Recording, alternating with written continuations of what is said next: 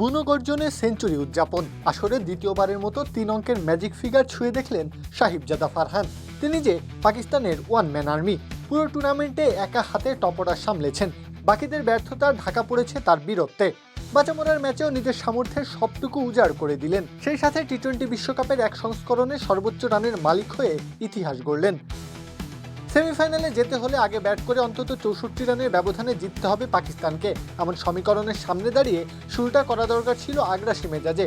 সেটাই করল পাকিস্তান, যার রূপকার সাহিবজাদা ফারহান।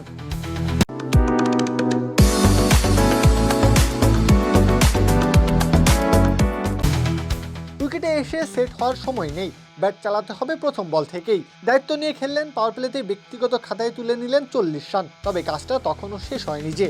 দলের সবচেয়ে বড় ভরসা যে তিনি, দলকে বাঁচাতে হলে যে গুরু দায়িত্ব তাকেই নিতে হবে। ফখর জামানকে সাথে নিয়ে দায়িত্বটা পালন করলেন পুঙ্খানুপুঙ্খভাবে। ওপেনিং জুটিতেই এলো 176 রান। ফখর ফিরে গেলেও শেষ কাজটা করার জন্য ক্রিজে থেকে গেলেন তিনি।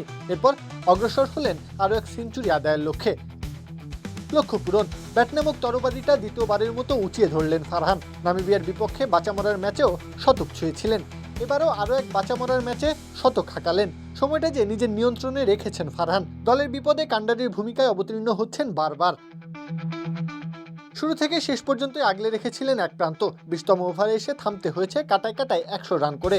তবে এখানেই শেষ না, এই ম্যাচে ফারহান ইতিহাসও লিখেছেন নিজের হাতে। টি-20 বিশ্বকাপের এক আসরের সবচেয়ে বেশি রান যে এখন তার দখলে, সেই সাথে আছে 2টি সেঞ্চুরি। 2014 সালে বিরাট কোহলির গড়া 319 রানের কীর্তি ছাপিয়ে গেছেন 2026-এ এসে। যেন মঞ্চটা ফারহানের জন্যই প্রস্তুত ছিল, তিনি এসে সির্ফ পারফর্ম করে গেছেন। প্রত্যহ কাব্য, খেলা 71।